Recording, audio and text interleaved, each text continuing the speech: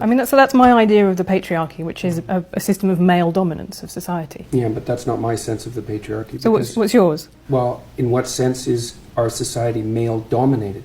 The fact that the vast majority of wealth is owned by men, the vast majority of capital is owned by men. Women do more unpaid labour. Very tiny proportion of men, and a huge proportion of people who are seriously disaffected are men. Most people in prison are men. Most people who are on the street are men. Most victims of violent crime are men. Most people who commit suicide are men. Most people who die in wars are men. People who do worse in school are men.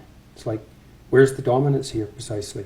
What you're doing is you're taking a tiny substrata of hyper-successful men and using that to represent the entire structure of Western society. There's nothing about that that's vaguely appropriate. But I could say equally well that most rape victims are women. You know, terrible things happen to people of both sexes. And you could say that with perfect utility, but that doesn't provide any evidence for the existence of a male-dominated patriarchy. Well, it just means that terrible things happen to both genders, which they certainly do. But there are almost no women who rape men, for example. So that is an asymmetry there in sexual violence.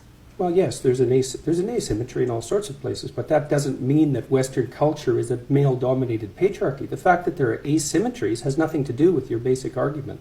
No, but you might equally... This is a trope that people just accept. Western society is a male-dominated patriarchy. It's like, no, it's not. That's not true. And even if it has a patriarchal structure to some degree, the fundamental basis of that structure is not power, it's competence. That's why our society works. It's only when a structure degenerates into tyranny that the fundamental relationships between people become dependent on power. It's not power. If you hire a plumber who's likely to be male, it's not because there's roving bands of tyrannical plumbers forcing you to make that choice. And it's the case with almost every interaction that you have at the face of our culture. You're dealing with people who are offering a service of one form or another, who are usually part of the broad middle class, and what you're looking for is the person who can offer the best service, and you can find it. It's not a consequence of being dominated by anything that's tyrannical.